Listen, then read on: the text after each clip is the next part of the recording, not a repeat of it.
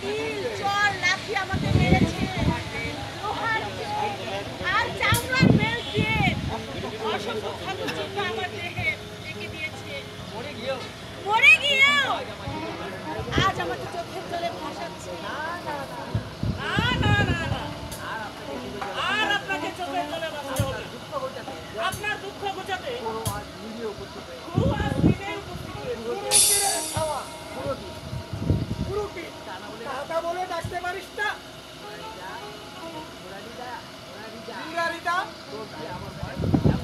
তোর চেয়ে আমার বয়স এমন কি আর বেশি?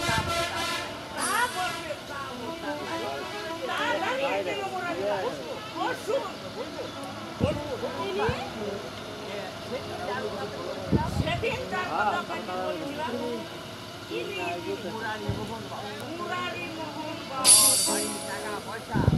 ওর বাড়ি টাকা পয়সা সবই আছে, মুঠের উপর নেই শুধু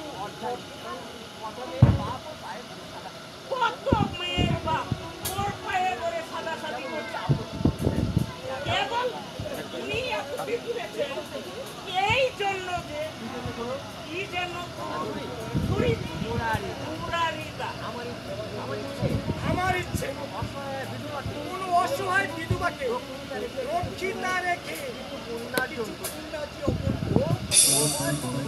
ওর বয়সও বেশি, মাত্র এই রে সুটটা যে হাঁটু পর্যন্ত নেমে গেছে।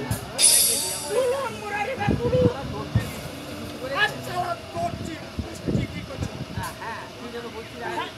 হ্যাঁ কি যেন বলছিলাম, বয়সের কত চলছে মুরারিদা?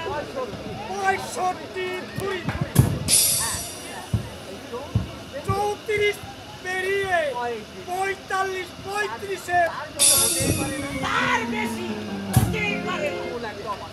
চুল একটাও বাকি লিটল স্বাস্থ্য, পানের সুপ লেগে দাঁতের রংটা একটু নষ্ট হয়ে নইলে কত সুরুষি যুবক মুরারিদার গলায় গায়ের মতো ফুলে এই রে গাইটা খুলে যাচ্ছে।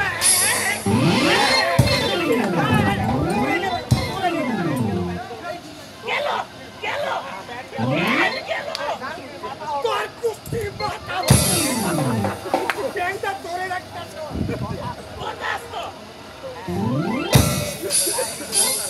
এক কেন বলছিলি? ষোড়শী তাহলে বলিস দোলনচাপা, নয়নতারা, সূর্যমুখী, দিব্যবিহা, মালতিকা, ইন্দ্রবতী, উটের উপর কারো বয়স 16-র কম।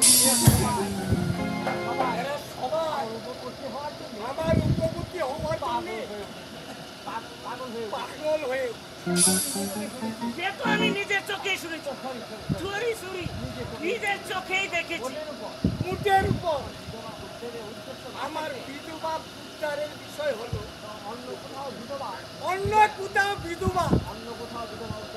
কোথায় আপনি বিধবা উদ্ধার করবেন? আপনার এই হিরো প্রস্তাবে আমি কখনোই রাজি হব না। কেন পারবি না? তোমার সামনে আমার নেই বউ, সুতরাং আপত্তি করবেন না। অমর সুযোগ কেউ ছাড়ে নাকি? দশ থেকে আপনারা সরে দাঁড়ান। আমার তো সময় হয়ে গেছে। চাই বললে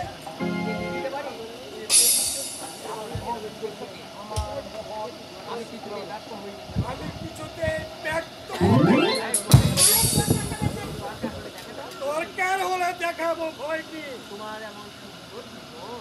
এমন সুন্দর যৌবনকে তুমি এইভাবে তিলে তিলে নষ্ট করে দেবে, তো আমি হতে দেব না।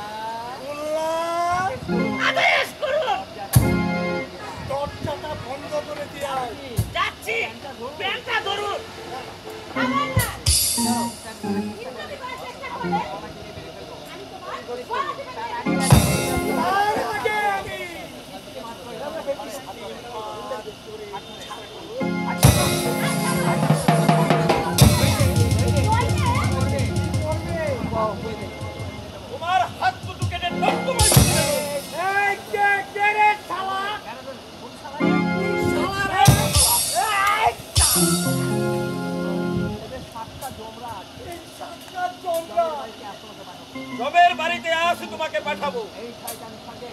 শয়তানের সাথে মারুন স্যার, মারুন, শালাকে হত্যা মারুন। আমি কই কই করে বলেছি ছেলে ছেলের অসম্মান করতে না। আর কুল্লা বলে গেছে কাশিরা নিজে বাঁচবে বাপের না। ওরে বাবা রে, কোমরটা গেছে রে। বাঁচতে চাও তো শীঘ্রই পালাও, নইলে যাচ্ছি যাচ্ছি, তোর পাচ্ছেন কেন? আমাকে যদি ভাগে পাই, কি বললে? এই শালার বেটা শালা তোমাকে ওরে বাবা রে, কোমরের কর্ম সেরেছে। আর যদি কোনোদিন এখানে দেখি সেদিন কোনো জন্তু ফিরে যেতে দেবো না, কথাটা মনে থাকে যেন।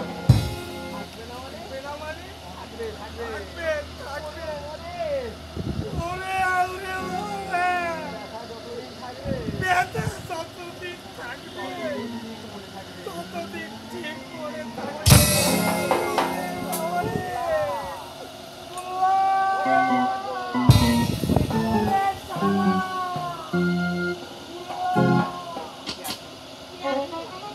আমি গিরিশ, কোন গিরি?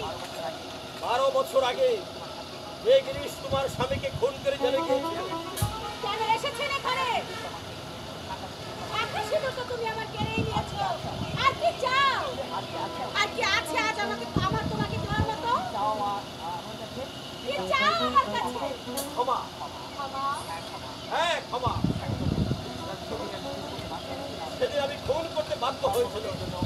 ধর্মঘটের জন্য অফিস না হয় বাড়ি ফিরে এসে দেখি আমার স্ত্রী আর তোমার স্বামী মদের নেশায় বেহুশ হয়ে নগ্ন অবস্থায় পালঙ্কে শুয়ে আছে।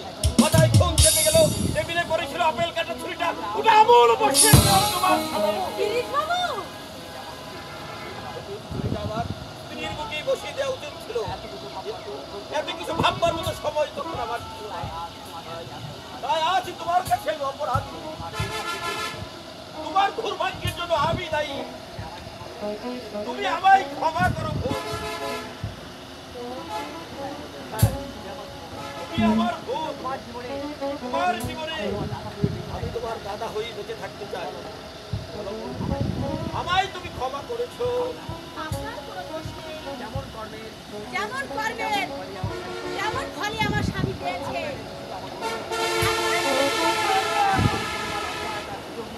একাকিনী এই বিধবার অসহায় সুযোগ নিয়ে দুশ্চরিত্রের দল বস্তির এই ভাঙা তুলে ঘরে চুপে আছে।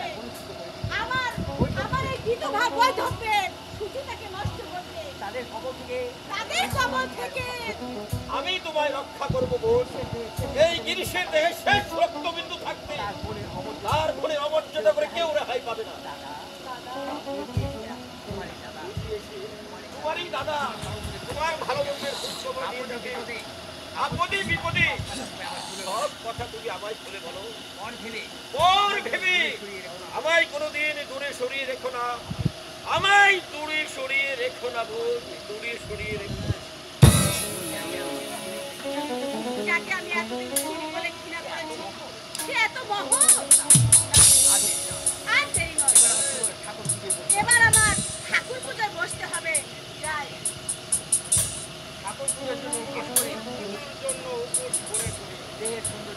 দেহের এই সৌন্দর্যকে দিনে দিনে মান করে তুলছ। এখনো তোমার রূপের যা যৌবন রয়েছে, থামো! বারবার নিষেধ করা সত্ত্বেও কেন তুমি এখানে আসো? ফুলের গন্ধ পেলে রমর কি না এসে চেষ্টায় আমার ছাতি ফেটে যাচ্ছে। একটু মধু খেতে আমার সেই অশালীন কথা। আমার কত দিনের আশা তোমার এই মরা যৌবন গাঙ্গে আবার আমি নতুন করে জোয়ার আনবো। ছি, ছি, ছি। আমি যদি তোমার বরটি হতাম আমার সামনে দাঁড়িয়ে তুমি এমন কথা উচ্চারণ করতে পারবে? বিজয়া! বিজয়া নয়, বলো বিজয়া দিদি। তোমার থেকে আমি অনেক বড়। প্রেম ভালোবাসা বিচার হয় না বিজয়া। তোমার তো ভালোবাসার মতো মেয়ের অভাব নেই বলে আমি শুনেছি। কেন একটা সর্বহারা বিধবাকে বারবার বিরক্ত করতে আসো? আমি তো বাজারের একটা গণিকা নই। আসছে বিজয়া, ভুলে যেও না আমার জীবনে আমি যা চেয়েছি তাই পেয়েছি। সহজে না পেলে আয়ের জোরে তোমার জোর আছে আর আমার আছে সতী ধর্ম। বিজয়া, সেই ধর্মের কাছে সেই ধর্মের প্রখর তাপে শয়তানেরা যুগে যুগে পুরো ছাই হয়ে গেছে। আর তুমিও একদিন যুগে পুরো ছাই হয়ে যাবে। ছাই।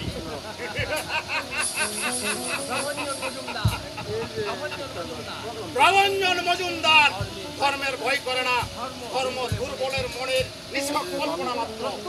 প্রস্তুত থেকো বিজয়া, আবার আমি আসবো। তোমাকে আমার চাই। বাঘের মুখ থেকে শিকার যেমন রক্ষা পায় না, ঠিক তেমনি তুমিও আমার হাত থেকে কিছুতেই রক্ষা পাবে না। এই এই ওখানে যে শুয়োরের বাচ্চা ওই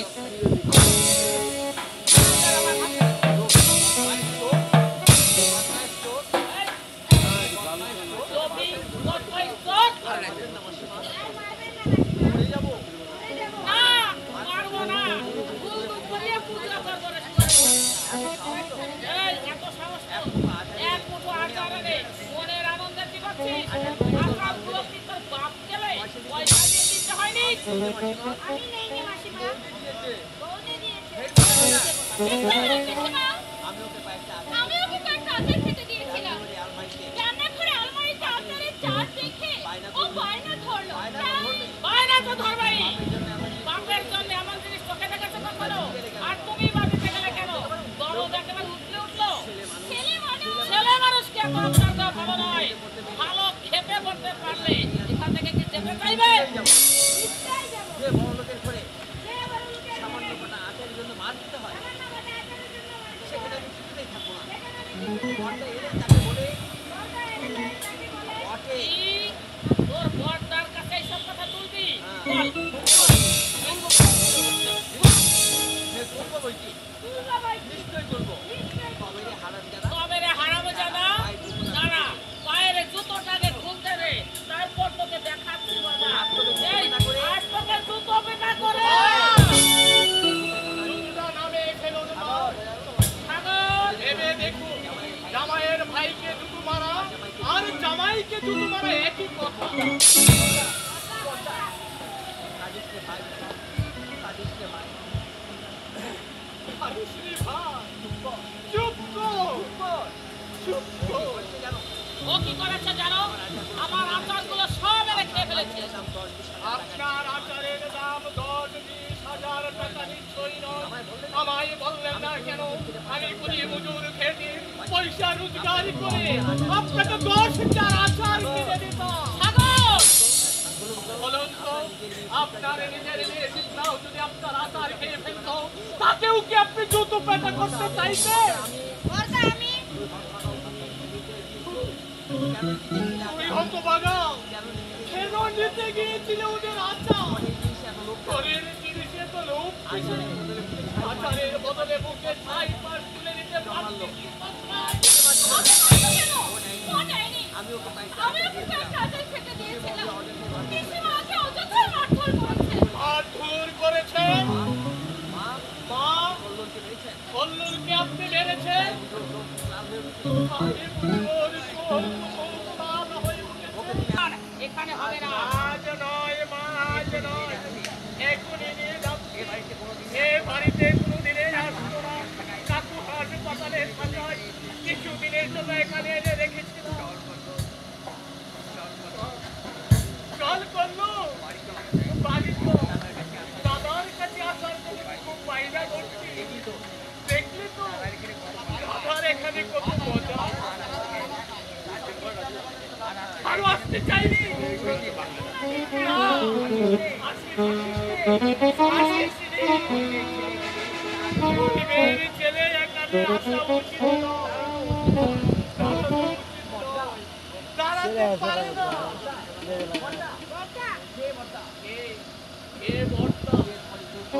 এরপরেই তোর গরিব বর্ষা মরে গেছে, তার মৃতদেহের উপর আছে দাঁড়িয়ে আছে তার একমাত্র পরিচয়।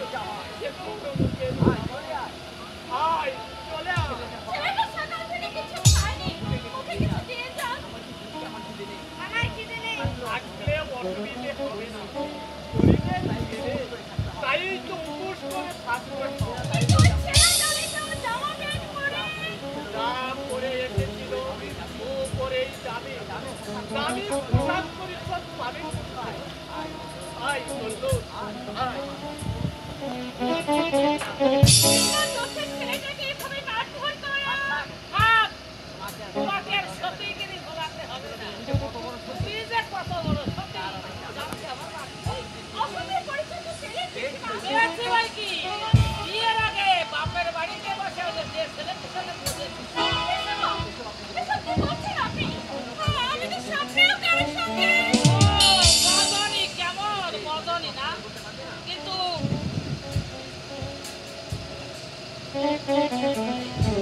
কিন্তু এই চিঠিটা তো তুমি অস্বীকার করতে পারবে না। চিঠি কার চিঠি বিষ্ণা? না বাবা, আমি বলতে পারবো না বাবা। তুই আমার শাস্ত্র যখন একটি মাত্র ওর মনে বৌমাকে নিয়ে সন্দেহের ঝড় উঠে এটা আমি চাই বাবা।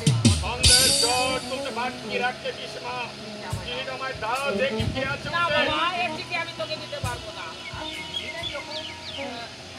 আচ্ছা, তুমি না যখন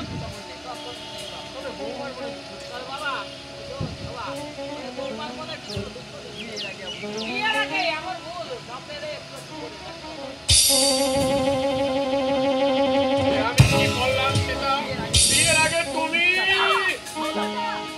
তুমি বিশ্বাস করো। আমি ভগবানের নামে দিব্যি করে বলছি, এই সম্পূর্ণ মিথ্যে। তবে কে পাঠালে বেনামি চিঠি? তোমাকে দেখার জন্য কার এত ব্যাকুলতা? বাবা আমি উকিল, মানুষ চিনতে আমার ভুল হয় না। আমার বৌমা খাঁটি সোনা, এতটুকু খাট তার মধ্যে থাকতে পারে না। কিন্তু এই চিঠি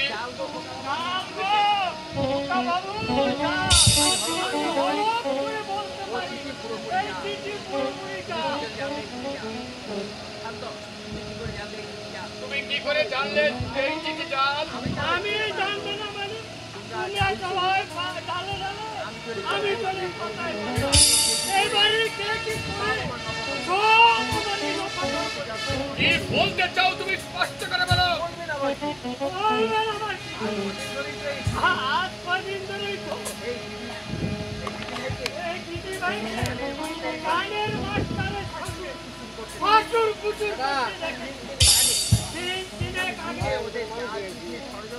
আমি ওদের জাল জিনিস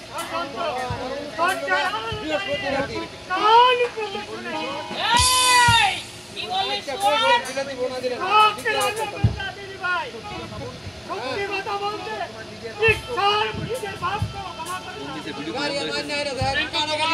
উপযুক্ত প্রমাণ এরই বেশি প্রমাণ ঈশ্বর দিতে পারবে না। ঠিক আছে কই আদা নাকি আদা আমার পরিচয় করে আদা নেব আমি আদা মাঝে গাড়ি এনে দেব আচ্ছা ঠিক আছে আমি এর উপর যে স্ট্যাম্পটা দেওয়া রয়েছে তোমার গাড়ি ভাই আছে আমাদের এখানকার এই ওই বোমার নামের স্ট্যাম্প নয় বাবা। এর দ্বারা সবই অনুমান করে যায় এটা আমাদের এখানকার কারো ষড়যন্ত্র। তা হয়তো হতে পারে দাদা, কিন্তু ঈশ্বর যে বললে এই ব্যাপারে প্রবন্ধনের সঙ্গে আমাকে সভা পরামর্শ করতে দেখেছে। কৃষ্ণ বাবা, তুমি বিশ্বাস করো, তুই আমার ছেলের মতো। আমি তোর মাথায় হাতে দিবি করছি বাবা, ঈশ্বরের কথায় একমাত্র সত্যি নয়। আরে যাও যাও যাও, তোমাকে জানতে আমার বাকি নেই। আসলে আমরা মা মেয়েতে দাদার ঘাড়ের উপরে বসে বসে খাচ্ছি তো, তাই তোমার সহ্য হচ্ছে না। তাই এই বাড়ি থেকে তাড়াবার জন্য বলে লেগেছে। তবে এটাও জেনে রাখো, আমি মরবো। তবু আমার এই দেবতার মতো দাদার আমার ছেড়ে আমি কোথাও যাবো না। আমি কোথাও যাবো না।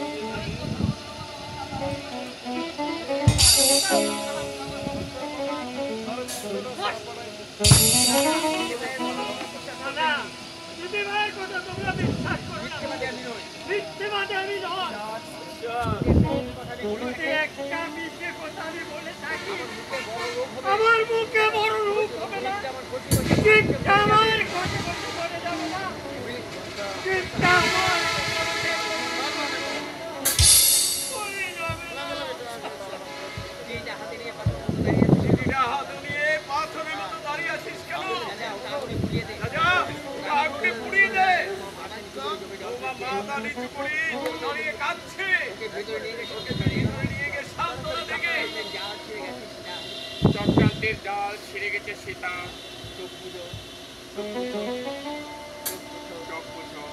আর কেন না? আমাদের আমার কাকা তাই তো ভগবান আমাকে পৃথিবীতে পাঠিয়েছেন। আমি সবার কপালে কি হাসি থাকে। সেটা সবাই আমার নিন্দে করো, ছন্দ বাসো, খবর করো দুঃখনে। শুধু তুমি কোনোদিন পরের আলোচনায় করে আমাকে অবিশ্বাস করো না তো। এই অরিন্দপুর জীবিত থাকতে এই বাড়িতে তোমার কোনো মঙ্গল হতে যাবে না।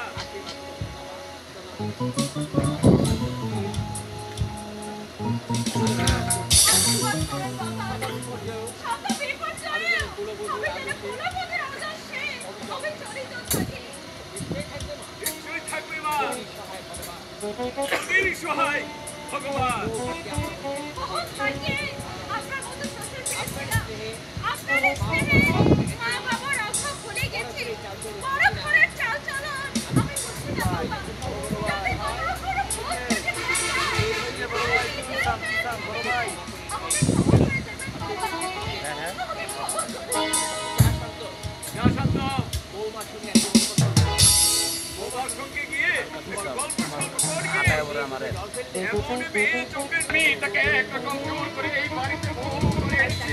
তাই আজ থেকে না করে উনি বুড়ি মনুষ্যত্বের অমর্যাদা আমি করতে দেব না বাবা। শান্ত বড় লোকের ঘরে মানুষ হলেও গরিবের ঘরে তার জন্ম। তাই গরিবের চোখে চলে। আমার মুখে ভেঙে যায় বাবা, কি বলছিস? আমার মুখে ভেঙে যায়।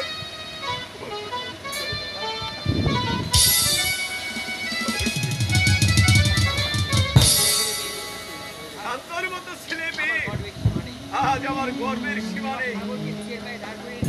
এবার আমি সাগরকে নিজের পায়ে দাঁড় করাতে পারলে পারবে অরিন্দম ঘোষ, পারবে। আমার প্রশ্নের জবাব দিতে তুমি পারবে। আরে কিরিটে, তোমার মুক্তির খবর আমি অনেক আগে এসো এসো এখানে বসো। বসতে আমি আসিনি, এসেছি জবাব চাইতে। কিসের জবাব? ক্ষেত্রার উপর আমার কোনো অধিকার আছে কি নেই? ছেলে মেয়ের উপর সব বাপ মায়েরই অধিকার থাকে। তাহলে শিবটাকে আমার সঙ্গে পাঠিয়ে দাও, ওকে আমি বাড়ি নিয়ে যাব। এখানে তো তোমার মেয়ের কোনো অসুবিধা হচ্ছে না। আমি ওকে বড় করেছি, লেখাপড়া শিখিয়েছি, তার বিয়ে দিয়েছি। তুমি তো তাকে 5 বছরে রেখে জেলে চলে গিয়েছিলে। কেন জেলে গেল? কেন খুন করলো? আমি জেনেও তুমি তোমার খুনের কথা বিশ্বাস করে আমার 12 বছর সাজা করিয়ে দিচ্ছি। সাজা তোমার অনেক বেশি হতো। আমার চেষ্টায় তোমার 12 বছরের সাজা হয়েছে। খুনি আসামিকে আইন কখনো ক্ষমা করে না। খুনি আসামি সবাই বলছে গিরিশ খুনি আসামি, কিন্তু কে আমায় খুন করতে বাধ্য করলে? তোমার বেবিচারিণী খুন। আমার বোন বাসুবীর অসংখ্য দোষ আছে সে আমি জানি। তুমি যদি সেদিন ওই লোকটাকে খুন না করে আমার বোন বাসুবীকে তুমি গলা টিপে হত্যা করতে, তাহলে তোমার হয়ে আমি জেলে যেত। অরিন্দম ঘোষ, যে ভুল তুমি করেছো আজ তার সংশোধন হবে না গিরিশ। তোমার জন্য আমার দুঃখ হয় মাঝে মধ্যে, কিন্তু ওসব কথার কাজ নেই। আমার শিবটাকে, তোমার শিবরা এখানে আমি তোমার মেয়ে জামাই ও মেয়েকে সোনা দিয়ে ভরিয়ে দেব। জানি জানি অরিন্দম ঘোষ,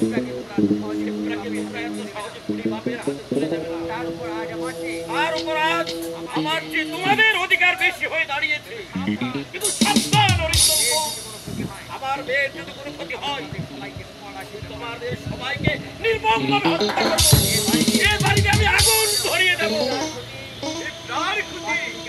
বাসুরিকে আমার সন্দেহ হবে, এগুলো করতেছে শিবনার সর্বনাশ। আরে নিজে ভালো হলে তো মেয়েকে ভালো করে করবে। তাই তুমি তাকে সাবধান করে দিও, বলে দিও এই গিরিশ আর মানুষ নেই। তুমি আমি আর হিংস্র নেকড়ের মতো ওই ভয়ানক ভয়ঙ্কর আমার মেয়ের কোনো ক্ষতি করবে। আমি তার বুকে বিষাক্ত থাবা বসিয়ে দিয়ে আর চোখের উপর জমনিকার কালো পর্দা। নমস্কার, আবার দেখা হবে।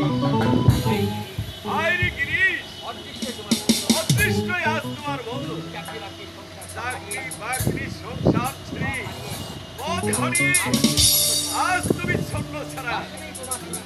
আমার মন বাসবি তোমার সুন্দর জীবনটাকে ব্যর্থ করে দিল, ব্যর্থ করে দিল, ব্যর্থ করে দিল। একটা হাত যার নেই সে কি আর কাজে লাগে? কারখানার মালিকও সাহায্য করার দূরের কথা, উল্টে আমাকে চাকরি থেকে ছাঁটাই করে দিল। সৈকত যে গেল কোথায় কে জানে। আমার সে যে চলে গেল।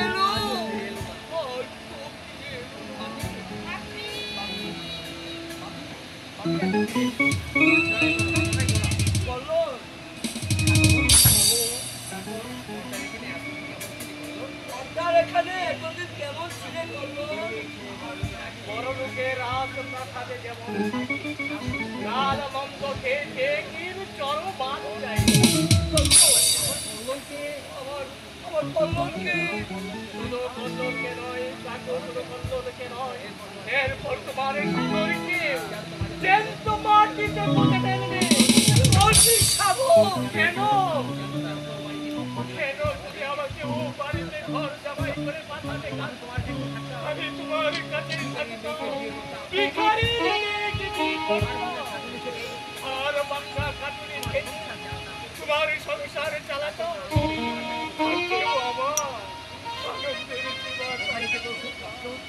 ওখানে কি তোর খুব কষ্ট হচ্ছে?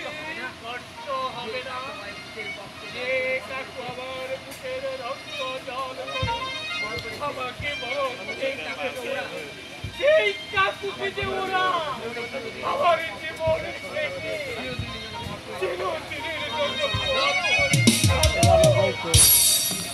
আর আমি ওখানে ফিরে যাবো না। ওরা আমার বিরুদ্ধে মামলা মোকদ্দমা যা খুশি করো।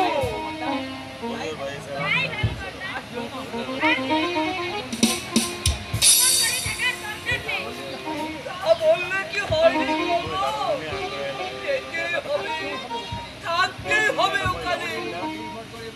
পরের উপর নির্ভর করে মানুষ হতে অনেক দুঃখ কষ্ট সইতে হয়। মানুষের মতো মানুষ হতে পারলে একদিন দেখবি আজ যারা তোরে গাল মন্দ দেয় তারা পঞ্চমুখী হয়ে একদিন তার প্রশংসা করবে। সংসার গায়ে লেগে থাকবে মতো বিদ্রোহ আর তাচ্ছিল্যের ময়না। যাই বলো কাকা, আমাকে যদি তুমি গলার কাটা বেঁধে থাকো আমি ভিক্ষে করে খাবো।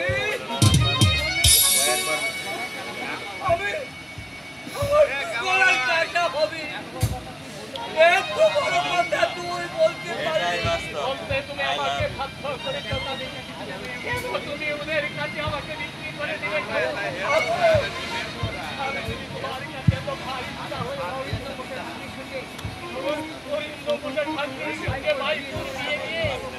রান্নার আমি বড় হওয়ার আশা করি।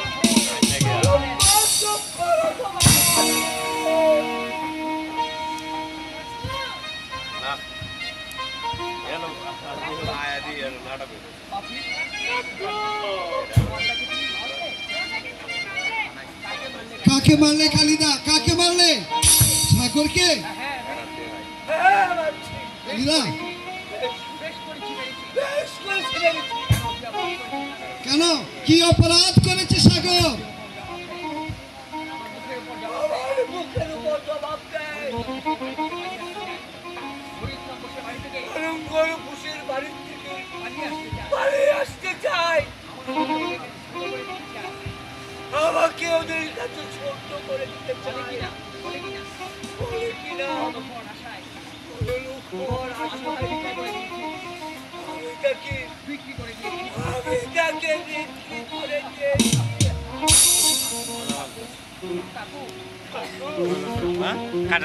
আমার দোষ তোমার পায়ে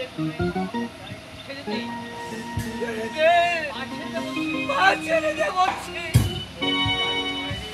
দোষ কারো নয়, দোষ কারো নয়, দোষ কারো নয়, দোষ আমার এই তোমার পাশে আমি কথা দিচ্ছি কাকু। থেকে আর আমি কোনোদিন পারে আসতে চাই না।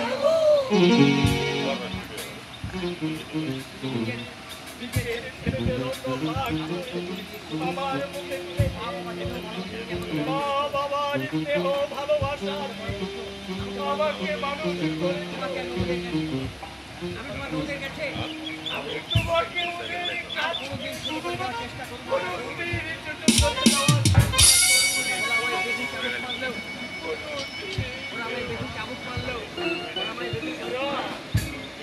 আমায় বেঁধে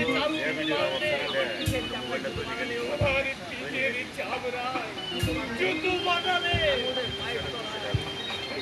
পায়ে পোশাক কুকুরের মতো করে থাকবো, পোশাক কুকুরের মতো করে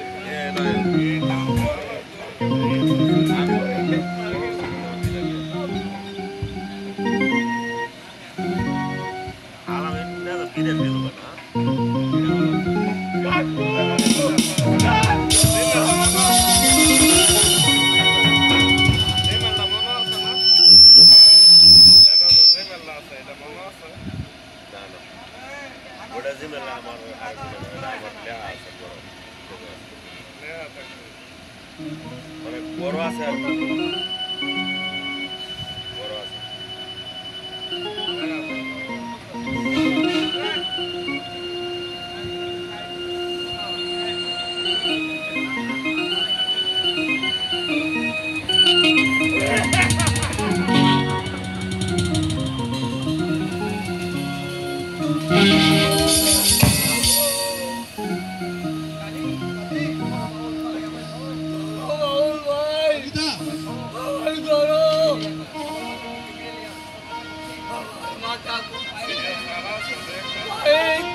মাটি কাটছি।